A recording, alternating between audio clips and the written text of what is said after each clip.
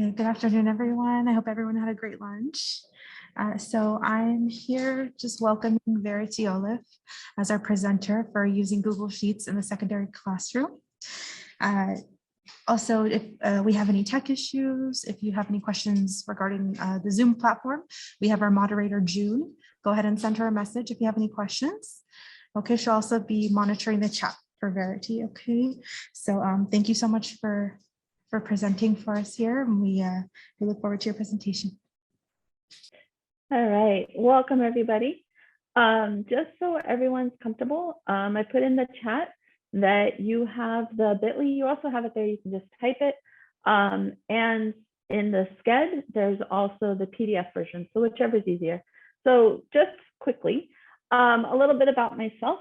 I'm the Learning and Instructional Technology Coach for the Oxnard Union High School District. I work at a school called Rio Mesa. This is my 21st year being at that school. We are an IB World School, and so the classes I teach, besides being the Learning and Instructional Technology Coach, are IB Theory of Knowledge, which is the course required for the diploma program, and the IB Personal and Professional Skills, which is the course required for the career program. So we have both of them for 11th and 12th graders. Just so you know, I typically do, in the last few years I've done, for this Google camp, I've done the Pear Deck. So some of you might know me from that. I love Pear Deck, especially now that we're back together. I use it extensively in my classes, but today we're going to focus on something different in regards to Sheets. And so I just want to make sure that I know who's in the room. So if you don't mind, in the chat, if you are able to, please let me know your comfort level with Sheets. So we know we usually use them for data reports, but what's everyone's comfort level? Like, are Sheets something that causes you anxiety, or are Sheets something that you really find the value? All right, so excellent. Charlotte's good. Shannon, somewhat. Please make sure you add your thoughts so that way I know. All right, so it looks like we're all pretty good. All right, excellent. And then we have some never really use them. So we have the whole world here. Oh, good, Charity. You can add some thoughts when I leave holes. And it's really interesting. Sheets kind of are the one that we're, oh, very good. Okay, it looks like we're all good. So we can probably dive somewhat deeper for different aspects of things. And it is being recorded. So even though my slides probably don't have everything, we will have this available and we can go back, because sometimes Sheets, there's a lot of little tricks. And especially if you're used to it with data reporting in the sense of, the formulas, things like that. Sometimes when you're using them for aspects other than data reports, there's some funky things that you have to be careful with or just pay attention to. So it's good that we're having this recorded, so that way we have that opportunity to look back. All right, so it looks like everyone's pretty comfortable. So in my position as an English teacher, prior to being the IB teacher, and prior to being the coach, I use Sheets regularly. Our school uses a grade book, so I did not use it for that, but I did use Sheets for various things. For instance, I would have students read their outside reading book, and I actually created a sheet that was connected to a form, and it allowed me to track just students' observable engagement. So are they reading? Are they on their phone? And I could do it several times a week. I was able to see the results. I actually used data validation. It color-coded it.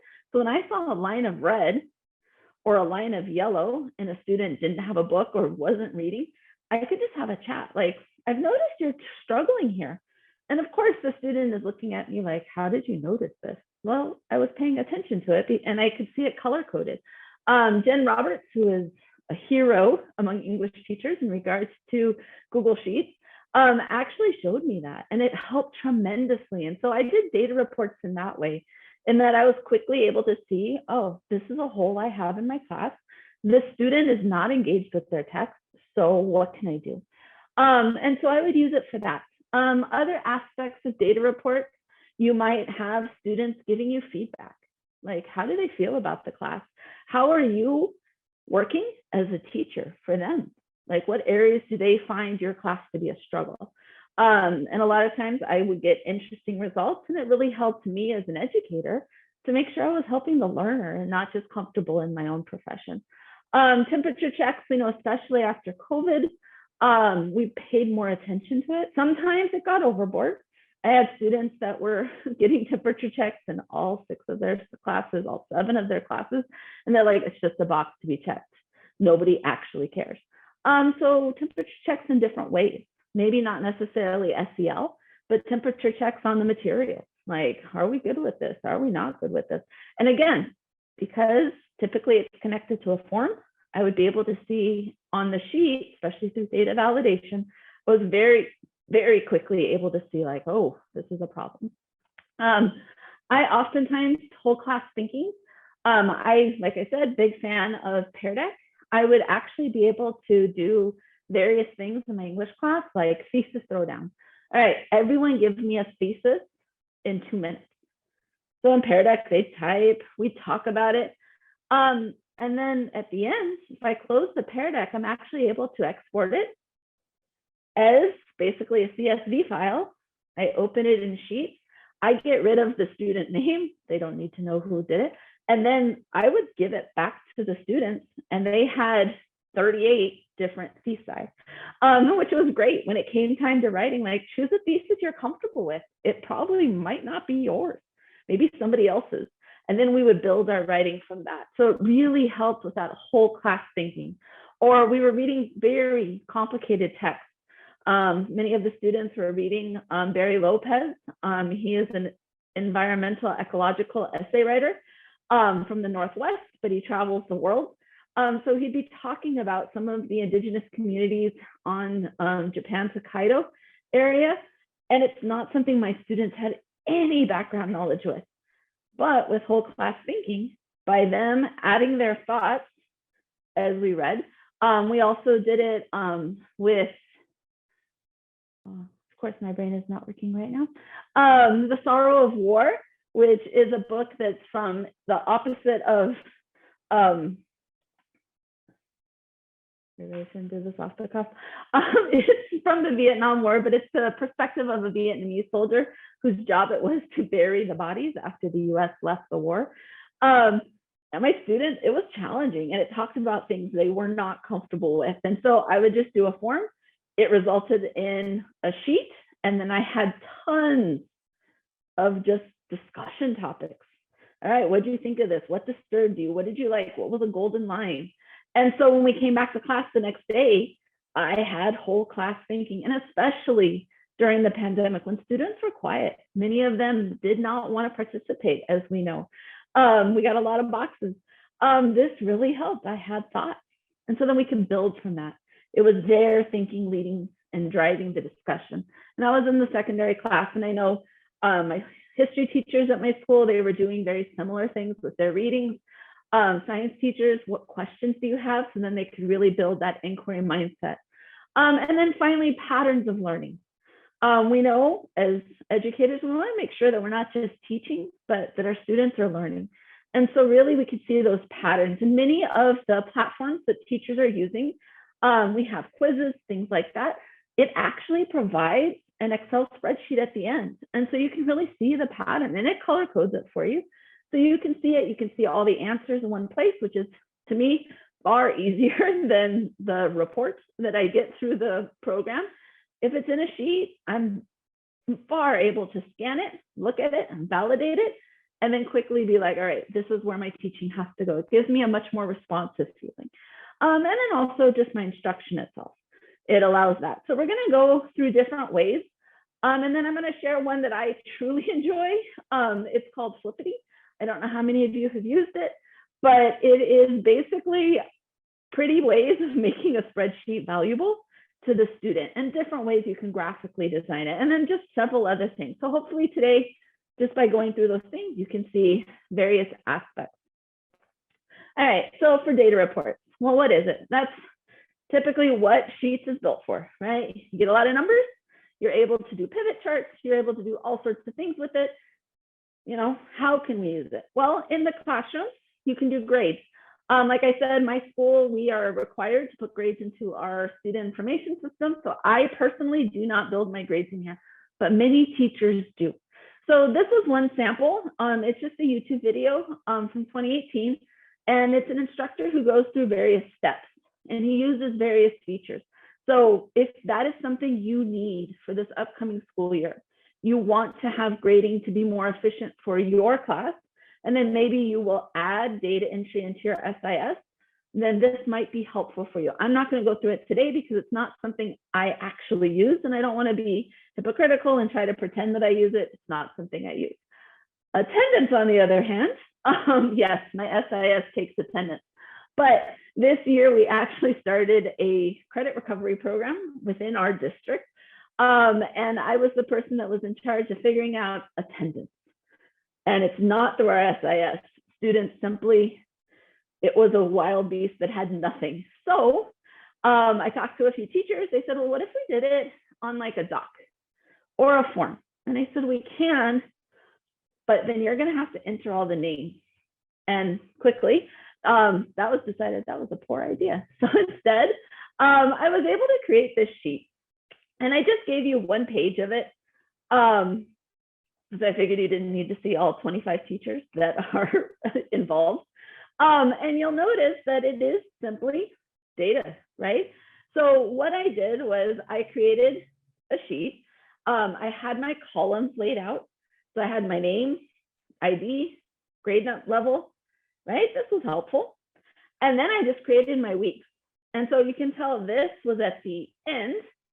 So we have, and you can tell some weeks were better than others. Some weeks teachers stopped adding information, right? But for week one, we're just going to look at the most positive version of this. So I built out the days, and we did this. We had 7 terms. So this was from term 6. And so it was really nice. And then I was able to build the week, put in the dates. I was able to use a great feature in Sheets that just now has been added to Docs, but in Sheets it works very easily, where teachers truly can just click. And if you click the arrow, you'll notice it gave me options of what teachers could use. Like, was the student present? Was the student a no-show? Was the student asynchronous?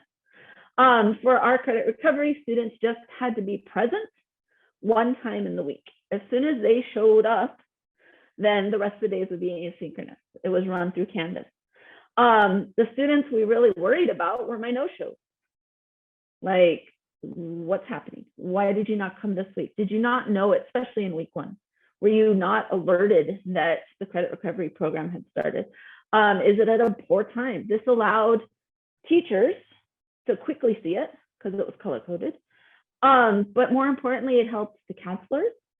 And it immediately helped the counselor that was in charge of instruction in this case to say, counselors, when they have their counseling meeting, you have like 6 students that are not coming, can you call them in?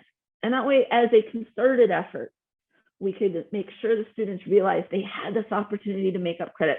In a high school, that is very important, especially after the last few years. We had students, yes, that had the state AB 104, it allowed them to graduate with less credits required, but they still had to pass certain classes. And so this was a quick way that we were able to see it. As it progressed, teachers, more importantly, counselors, were concerned that the teachers weren't reaching out enough. And so we added this box. How did you reach out to no shows or no participation? And so this way, when counselors reached out, they could say, to the parents, to the student, well, we sent you a notice. We have a program called Parent Square. We sent you a notice on that. The teacher sent a notice on Canvas. Have you looked in? I also had the administration rights to Canvas. So I would give a report every week to the counselors. These are the students who have not looked at Canvas. These are the students who have not submitted anything to Canvas.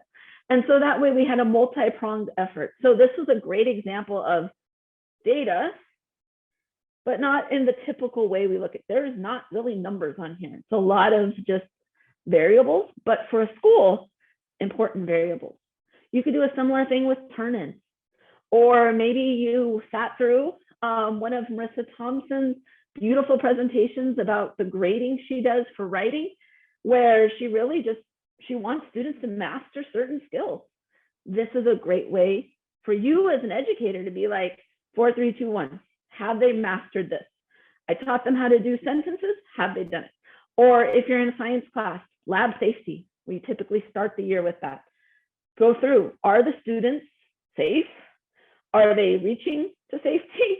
Do they have a lot of issues? Is this a student I'm going to have probably closer to me and possibly not in charge of the chemicals, right? Depending if it's a chemistry class or things like that. Is this a student I should probably watch out for, right? Based on their scores, based on how they respond to things in class. And this way for you as an educator, you quickly are able to see, and it can change, right? This is week 1.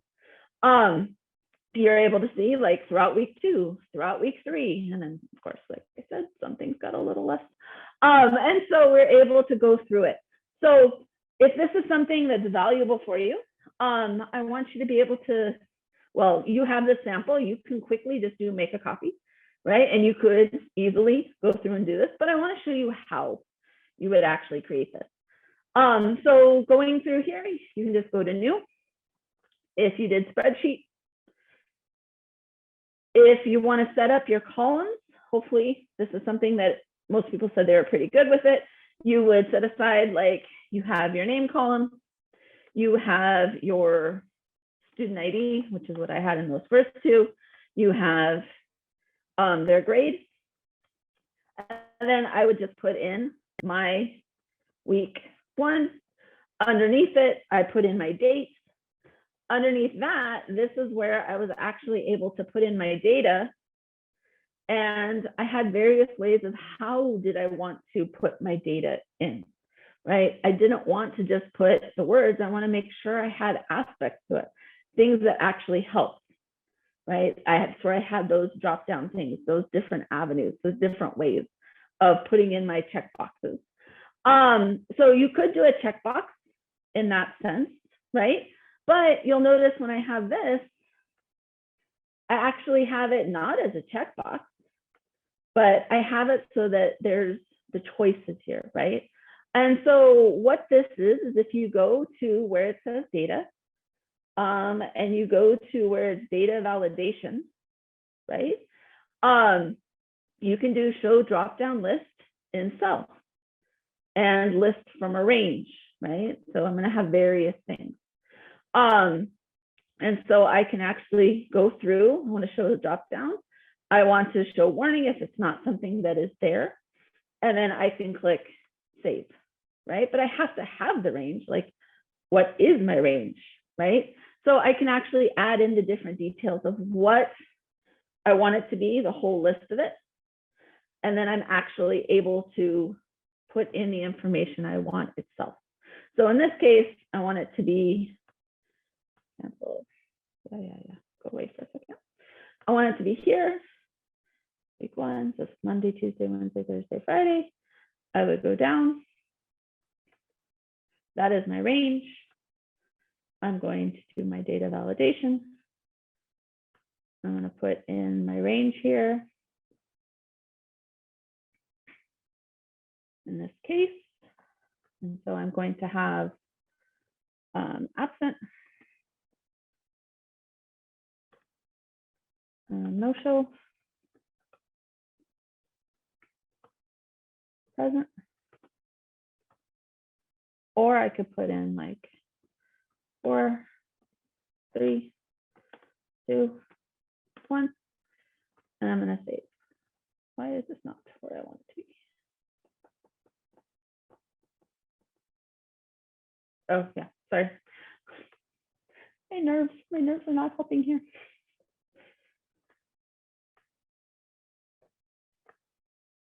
There we go, list of items. That's the one I want. Sorry guys, I'm nervous. I haven't presented in a while. All right, so here's where I'm gonna have my no-show, my asynchronous, right? So I'm gonna have all those. I'm gonna save it. So now you'll notice when it populated all of those. When I click on it, I can say it's a no-show. I can say it's an asynchronous, and then I can add other things depending on what. So I could have 4, 3, 2, 1. I could do all that. Now, if I want to do my colors, I'm able to do that same area. And I'm able to do data, but this time I can actually go to format and I can do conditional formatting. And with conditional formatting, sorry, I have to move my Zoom information for a second. So with the conditional formatting, I'm able to change this to text contains. And then I'm just going to put in my no. I don't have to put the whole thing there. If they're a no-show, I want it to stand out because I'm going to have those conversations. And then I just add another rule. So this time, instead of no, I'm going to do async. And I don't have to type the whole thing as long as I don't have anything with those same beginning letters. And that's kind of something I should worry about, like, right? They're just going up to async. I'm not physically seeing them in the classroom. So then I have my conditional formatting rules. So now whenever I go through and the next kid is a no-show, it's going to automatically change that color. And so that way it's something that allows it to be fairly simple. Say I have a bunch of no-shows. I can also use the lovely little square here. I can scroll down and now my whole box is no-show. So oftentimes I would tell teachers, whatever you have the majority of, presence. All right, so make everyone present and then you can just go through and click the ones that are not the majority. And so it was truly a way that helped save time for very stressed teachers because this was an 8th class for them. It was after school. It was something that allowed them to go faster. So it was a way where they were able to quickly give us attendance. We were able to do what was required of us. And it allowed it so that it was simplified. We had multiple people looking at this. Like I said, we had counselors, we had teachers, we had admin, we had even at one point the college and career, because they were seniors, wanted to make sure they were ready for graduation, A through G eligible. So there was a lot of people that were able to quickly talk to the students. All right, so that's kind of a normal way of doing attendance. In regards to feedback within my class, oftentimes I gave students basically a report card for me. I did it every time we had a grading period. I would change the questions around. This was actually an end of the year. And I would tell them, I want to become a better teacher. So I would create a form. This one here was because they were seniors it was their graduation, and I have a very small class. So if you had to go to one of the following, which one was it? They had their choices. Those were quick gift cards for me. What was your real address? Because I had to actually, we were online. We have many students that want to go to our school, but don't necessarily live in our boundaries. And so the address that we have in SIS is not always the real one. So this is why we have what is our real one. And then how am I doing it? Connecting students' prior knowledge, life experience, and interest with classroom learning, right? Well, those of you familiar with any of our tasks or any of our requirements for being inductees, these are the questions we have, right? So as educators, how am I at engaging? How am I at establishing a climate that promotes fairness and respect? How am I establishing? How am I using materials? How am I at sequencing, right? So these are the questions, and these are seniors. They were able to quickly be like, you know what? This is how it's going right now. This is where you're at. I'm not going to ask them questions about my content. I can, that's some of the questions, but really, how am I helping you as an educator? And then I always give them the, what do I need to work on? And then other comments. So you'll notice I gave you, without the student name, this is the responses I got. So I did not data validate this because it was a small class. As you can see, I just had 17 students because we were on a very strange schedule, but I could quickly go through and I could see in your eye catches, I could quickly data validate this again if I wanted to. I would just be able to go through and I could choose my sections that I want my data validation to be. There we go, let's get on the board. I could meet them. I would be able to click to the first one, shifts. I have that section. Again, like I showed before, format, conditional formatting. And then I could quickly decide text contains. I could say, if it says exemplifies, I want it to be this color. If I receive meets, I want it to be green. If I want it to be, where's my talks to families, far below. I have high school students. I don't often reach out, especially as seniors, to their families unless there's a big problem. So I always fail that one. I should do better. It's one of those, and also grading. I was horrible at doing it on time. So those are ones I could guarantee I would fail. And so I could quickly, I didn't grab those sections, but I could do one for each one, and it would automatically data validate for me. All right, so questions F through K, I am rocking this. If I did the same things for this through here, and I decided I'm going to do under my formatting, my conditional formatting, and I decide I'm going to do those same ones, right? I could easily add. So I could go back here and do A2 through that, right? Because I could add to it, or I could just rebuild it. It just depends on how I wanted to do it, right? So if I decide to go here and look at my conditional formatting, right? I have my rules. I would be able to expand out from F2 to O16, right? I'd be able to do that. And so that way I would be able to see each of these. So instead of this, if I decided to go O16 and say done and change this one to O16, I could do the same thing. And then I can change this one to O16. I could do the same thing. And that way I could quickly see, like, okay, not everyone thinks I'm below standards, but I am getting that. And so what can I do as an educator to really work on that? And so it's just ways that, like we said, get feedback. So you can do this in all sorts of things, depending on your position, right? So if you are an educator that is working as a TOSA, this might be something you could do.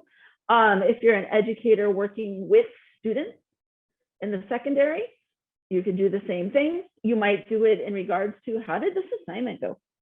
If you gave a summative, how were my instructions? How was our time? Especially at the beginning of the year, you'll know quickly where our students are. And it's just a beautiful way to use sheets and forms together. We know they work together quite nicely. I know I have a few people that were saying, I'm just not sure. So just because you have that feeling about sheets. So if you decide to make a new form, right, you get our lovely thing here. If you go to where it says responses and you click this little green thing, it's going to automatically create a spreadsheet directly linked.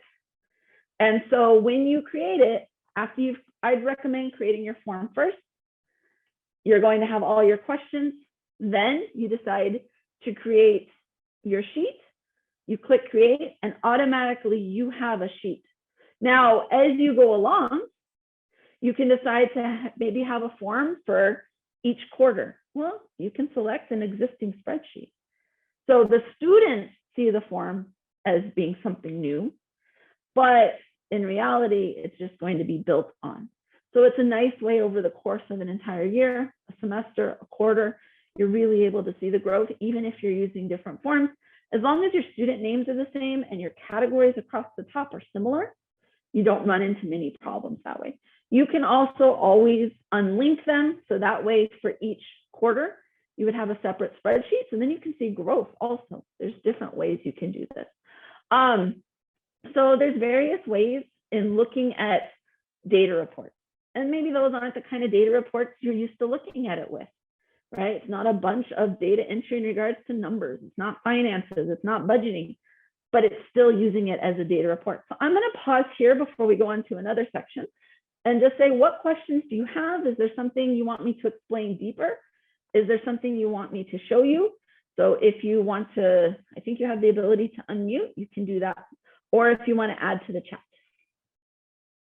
So right now, what questions do you have? Is there something I can show in greater detail for you?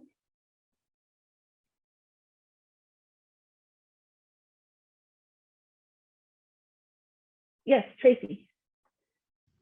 Hi, thank you for doing this, first of all. I have two questions, but they are related, if that's okay. Of course. So I was wondering, is there a way to export from the gradebook in Google Classroom to Sheets? Technically, yes, but sometimes it doesn't work. So if you go to Classroom, and here I have my TOK kids. They're older. They may not cause me as much trouble. Please, I know we're recording, so we'll act like we don't see these things because it is live. So if we look here, right, and you can look at this, you can see there's edit, there's delete, there's return all, right, which doesn't actually help us at all. And so if you go to here, you're like, okay, there's nothing I can really do. There's grading, there's this, I can add things, but like none of these show that aspect to it. So if you actually go to the assignment, you have these various parts. When you click this on you can't do the entire gradebook. That's the part I'm trying to explain. You can do an assignment. So you can do copy all grades to Google Sheets, or you can download all grades as a CSV. And typically it is assignment by assignment by assignment. So that, I don't know if that's a helpful response. Yeah, that does help. And then I just want to add one thing real quick. Okay. If you are not happy with that answer, you can always go on, where is it? I think I have too many things open at the moment. There is the lovely, where's my, oh, here, your lovely little question mark. I don't know if you're able to see it down here in the corner on the far left. If you click that and you do report issue or request feature, you can open up a lovely box that you are able to actually say, I have an idea for you, Google. And you can do it every day. You can do it multiple times a day. You can have all of your, right now, our school district is trying to get due dates. And so we have like teachers that are submitting things, and there's like by department, like everybody turn it in. And so Google's very responsive if enough people say it. So this is something that you could suggest, the idea of, I can do grades per assignment. Can I do the entire grade book?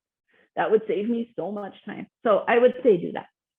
Thank you. And then the connected question Yes. is, can you export like a list of student names to Sheets from Google Classroom, the gradebook, or whatever? I think the only way you would do it would be this same, like copy all grades and then just erase the grades part. Because you'll get like do an assignment that everybody's done, and you'll get their names that way. Okay, thank you. You're welcome. Because I think if you go, somebody might have more knowledge on this, but if you go to like the people one and you click here, it just gives you the class details. It doesn't allow you that same lovely functionality. And then like if you click all of this and you do actions, I can kick everybody out.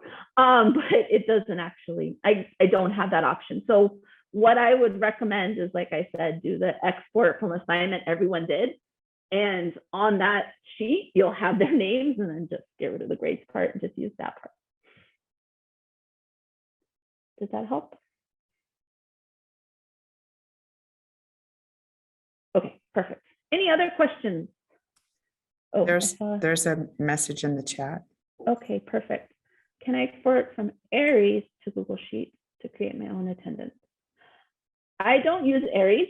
Our district uses EduPoint or Synergy, but I'm going to say probably yes. What you want to do is look for something that says export to CSV, as we saw in the classwork assignment. Let me get a classwork assignment that's actually an assignment. There we go. There's an assignment. So if we look at the assignment, and you should, basically anything that has that there, the comma, space, validation, CSV, you're able to, or comma, semicolon, you're able, anything that says that means it's going to take data to put into a spreadsheet. So I would just look through Aries or do a Google search. And if it comes up with a CSV somewhere, that's information that you can put into a sheet.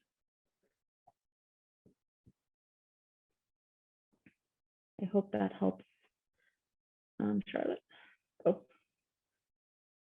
Oh, okay. So that's good to know, Charlotte. And that's what sometimes it, so if you do the copy all grades, it would do that, I hope.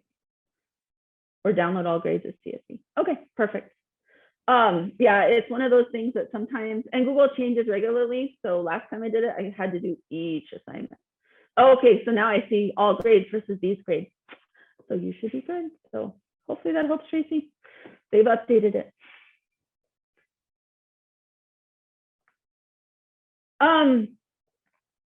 I have definitely used these tools with students, especially when we go to Flippity.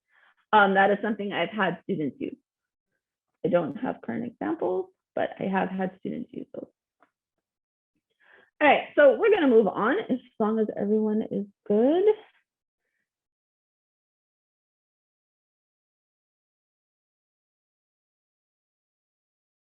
I think that was all of our questions. And then Brittany and Shannon, I'm glad you have an expert in the room. Tracy, did you still have a question or are you good? I'm good. Thank you. Okay, very good. All right, so we did data reports. Now we have our temperature checks. This was something I'm actually currently, and if you guys have not done this and you live somewhere near Southern California, I would recommend joining the KCI Merit Program. It's run every summer. I'm actually there right now. I just had to take this break because it was a double booking. So yesterday, this is some hot off the like press stuff. We were shown this, and many of us have done temperature checks. I've done them. I created memes. I found memes. I did all sorts of things for temperature checks. Some successful, some not so successful. But in case you didn't know, some teacher out there who is an amazing person in life actually have created a Google site that has mood meters that are all gifts. And so depending on your classroom, depending on you might have ones that are lovely. So there is some amazing stuff on here. This was a hot one yesterday, like among teachers. They were like, look at the celebrity ones. And then others were really excited about the TV ones. So you have these. What they are is they are all on Google Slides. They will populate. And so students, individuals, whoever you are dealing with, would be able to choose which gift is rocking their world. And so with that, you could just display this and have class discussion. But if you want to track it, that's where you're going to use the Google Sheet. So you could open a new form. You could create a simple form with name, question for the slide, and possibly a deeper reflection, depending on your grade, depending on your class. And you could do it. So I decided best way to do it, best way to practice is if I actually gave it to you guys. So I'm going to put this into the chat, and I want you guys to see how it builds as a temperature check. So in the chat here, if everyone doesn't mind responding, we will build right now. So if you just click on the form, fill it out. Where are you at right now?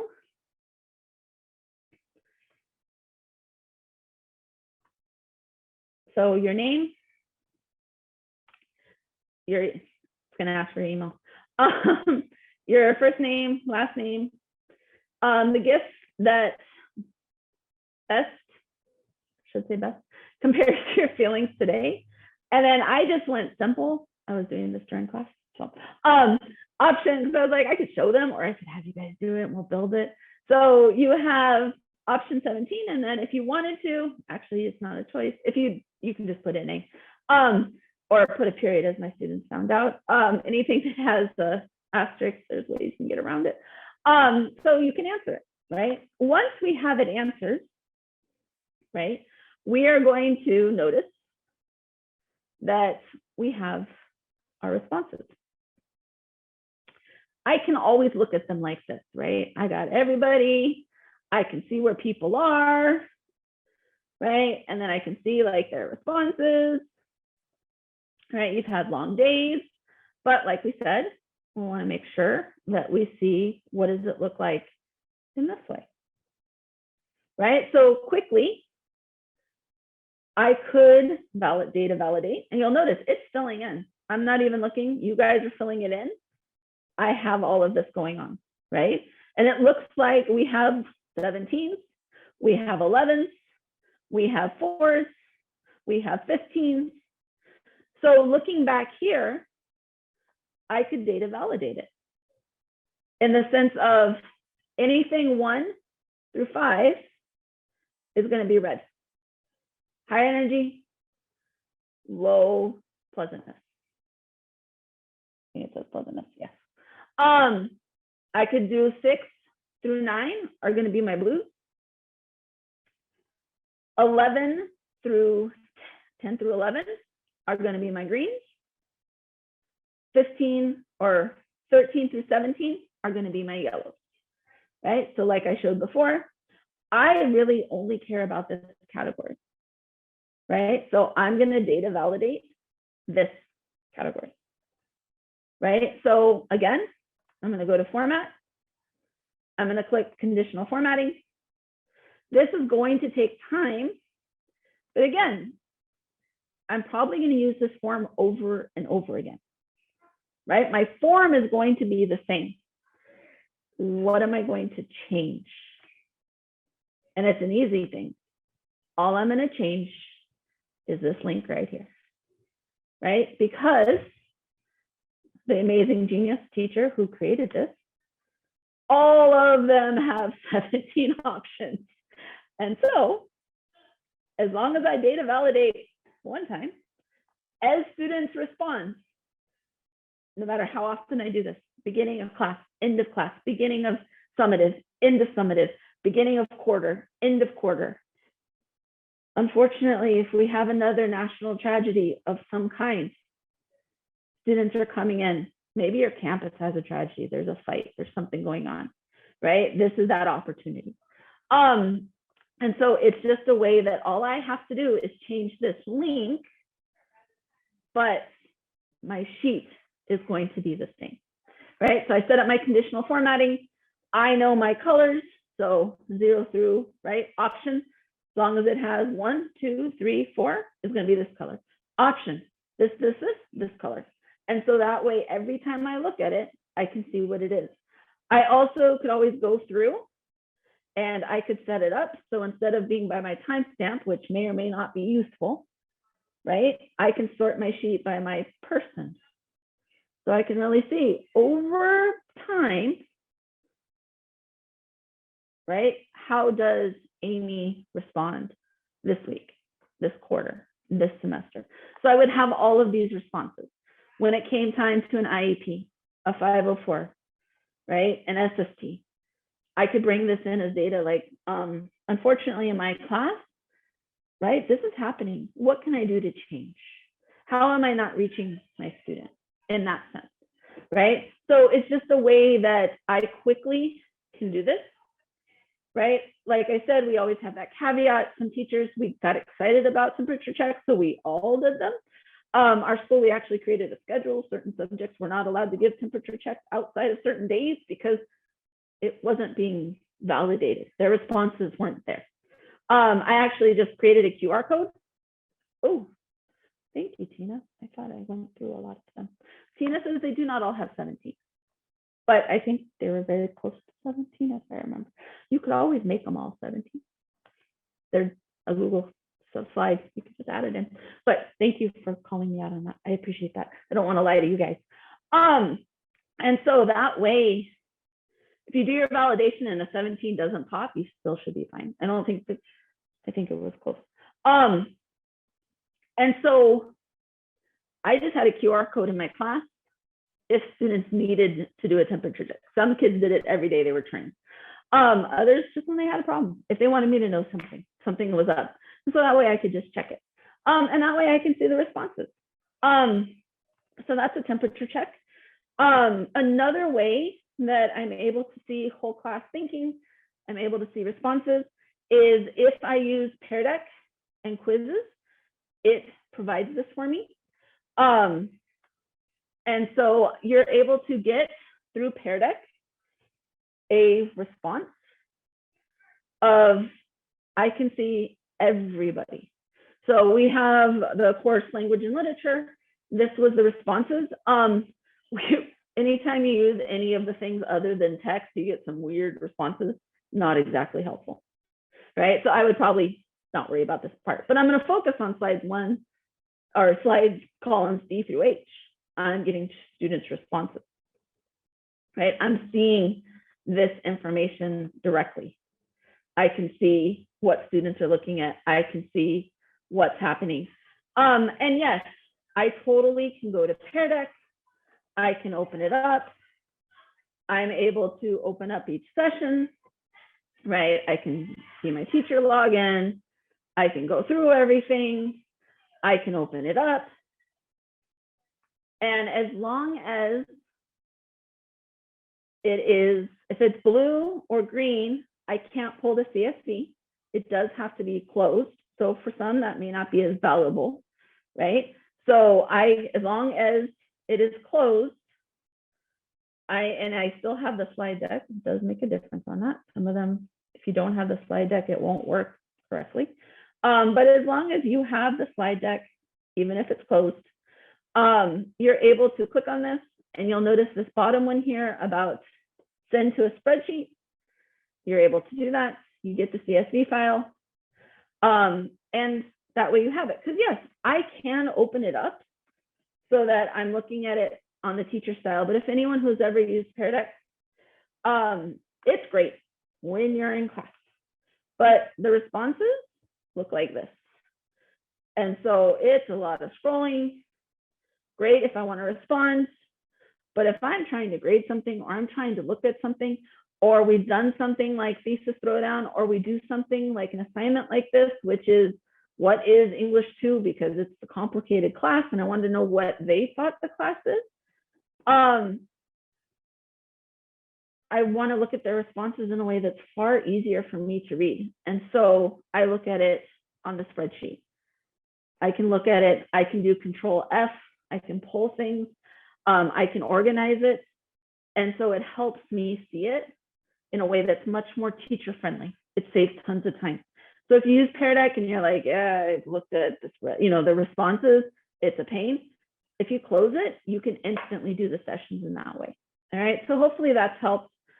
Quizzes, same thing. It pulls it as a spreadsheet. You're able to look at it, download it as a CSV, open it up in Drive. If you don't have Excel, it works fine. And they both do the same thing. My favorite one is this one here. So Daphne, come in later if you want to look at it again. So what is Flippity? Oh, from Pear Deck, if you have the student's name, like my students don't see it, I see it.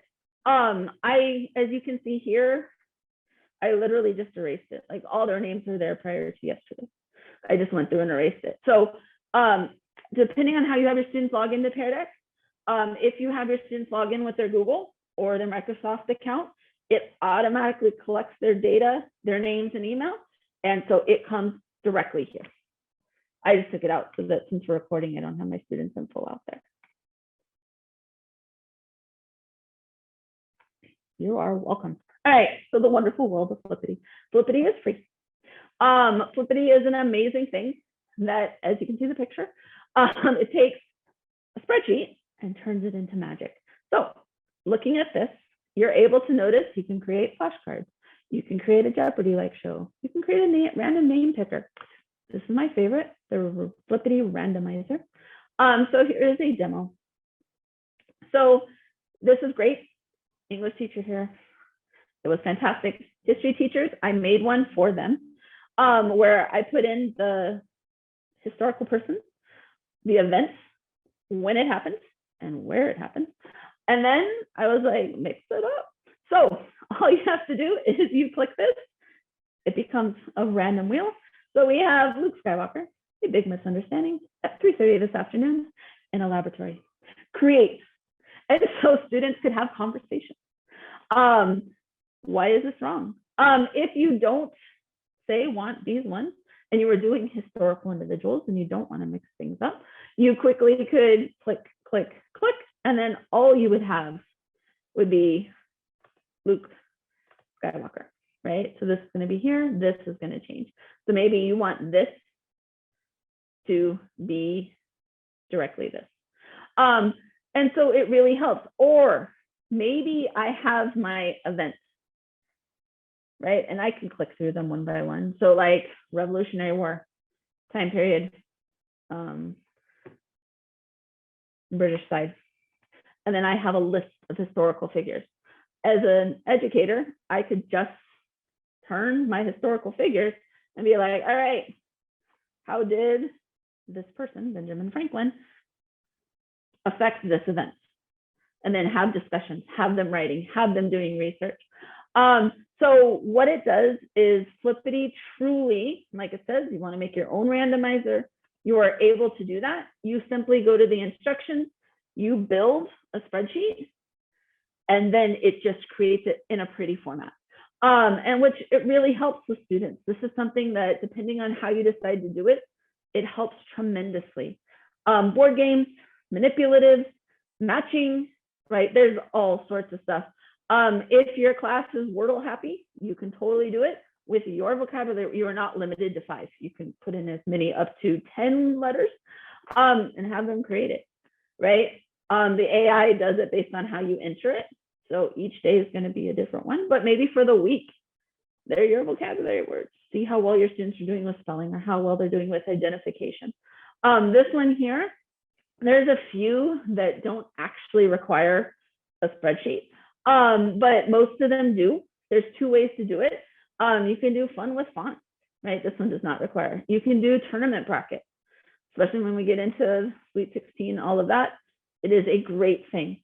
You can do progress indicators. There's all sorts. You can do Mad Libs, right? There's all these different things. All of them mostly are based off, there's like a snowman instead of hangman.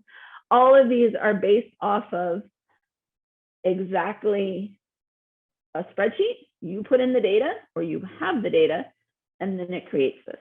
So like was brought out earlier, you want a CSV of all your students' names.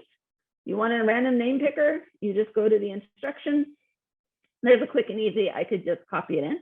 But if I already have it in a Google spreadsheet, I make a copy of this template. I'm going to edit the column headings in 2. I'm going to create a list of name under the column headings. I'm going to get my Flippity link, because remember, it's a template, right? I'm going to bookmark it, and then I can use it every single day. Like it says, how do I make changes, right? How do I make sure students don't show up more than twice, right? So we know sometimes it'll be the same student. There's ways you can definitely guarantee they're not there again, right? And so there's all sorts of ways you can do it. Oftentimes you see this one used the most. Yes, Google Classroom has a similar feature, but sometimes it has issues.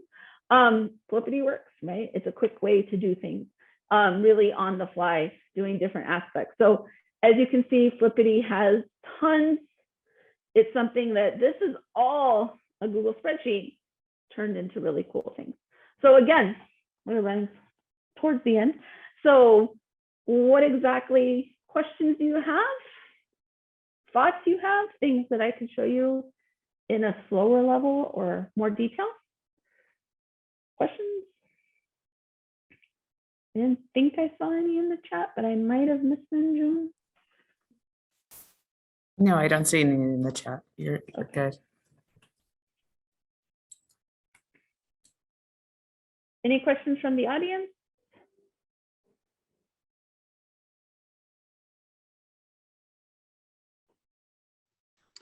I have a question. Yes, Tracy. Thank you. So quizzes and Pear Deck, you can do the spreadsheet. Can you do it? Do you happen to know of other similar things that you can import or export from? Those are the two that I use. I think somebody might have greater knowledge. I think Edpuzzle also allows you to do that. I don't typically need to do it for Edpuzzle because it's directly connected to my Google Classroom, so I don't ever have to worry about it. And I only use Edpuzzle for formative. But I think, of course, it's making life challenging. I think with Edpuzzle, you are able to, I don't know if I have actually any Edpuzzles for this year. Let's see. Great. Yeah, I can download my gradebook. And so it would turn it into, let's see what it looks like.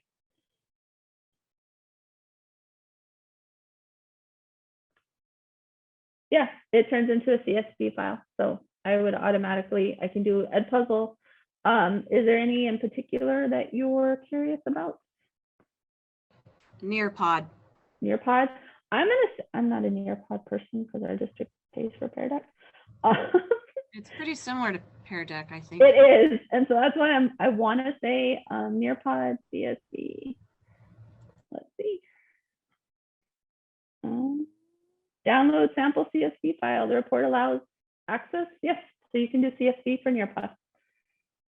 You can do a PDF or a CSV.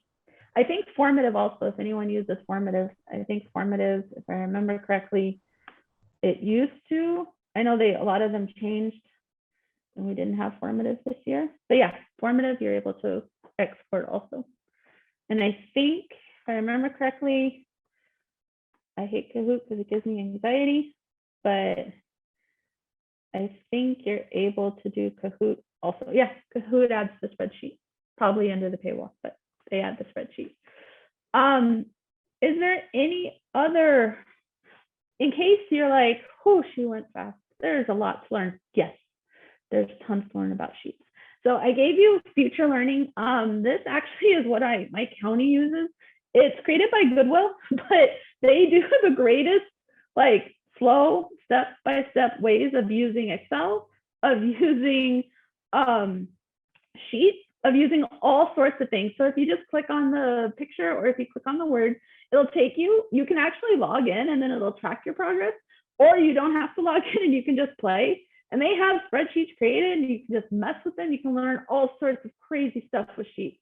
I had to go through it for like the true data because I'm a teacher. I know how to use the word part of Excel. I did not know how to use the like true data part of Excel. So I went through trainings for the last year. This is amazing. Google for Education, of course, it's their product. They have examples. And then, like I said, Jen Roberts, she's out of San Diego. This is her blog, Lit in Tech. But if you click on it, you will see that she has, and I just did sheets. These are all ways that she uses sheets in her classroom. And she does amazing stuff with it. So it's just, she's helped me so much learning. And so a lot of the things that I've built were based on things that she taught me. Any other questions? So this is all available. I have the links there at the end. And then my information, I'm fairly active on Twitter, Instagram. For my school, I have to be. So you can always reach out, talk to me there. I gave you my office number and this is my email. So there's ways to contact me if you run into problems, if you have questions, please make sure you reach out. I think you have your next session coming up. I know many of us probably have other things. So let me see the chat to Flippity, you don't actually, yes. Would you be able to put the link to your slides in the chat? Chat. Oh, 100%. Awesome. Thanks so much. Yeah. I had it at the beginning. Let me just copy it. It'll be faster instead of me typing. And they are on Sched, but in the PDF, and sometimes that's a pain. So here they are, just as a link. anything else? Any other questions that I might have missed? There was a question in the chat. Is Flippity an app on Gmail where I can download? It's actually not. It's just the website. It's a .NET. It's a free resource. So it's just, yeah, it's just a website. So you can get it from anything. You don't have to download it. It's truly just a free resource. And it's been around forever and it doesn't break. So it's lovely that way. There's some things that are free resources and they cause great pain because they disappear on us. But it's not one of those. Any other questions? Any other concerns? All right. Thank you so much, Verity, for sharing. We really appreciate you presenting. Thank you everyone for attending as well. Like you mentioned, the materials will be on Sched. That concludes our day one of our 7th annual Dual Camp. Okay, so thank you all so much, and we'll see you back here 8:30 tomorrow.